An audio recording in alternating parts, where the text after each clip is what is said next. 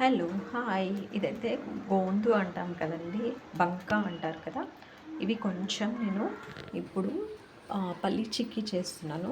దాంట్లో అయితే వేసుకుంటున్నాను. ఈ గోందు వేసుకోవడం వల్ల ఏమవుతుంది అని అంటే మనకి కొంచెం అంటే నరాలలో బలహీనత ఉన్నా, లేకపోతే కొంచెం కండరాలు ఇవన్నీ కూడా శక్తివంతంగా అవ్వటానికి మనకి గోందు ఉపయోగపడుతుంది. ఇది కరిగిపోతుంది ఆటోమేటిక్గా.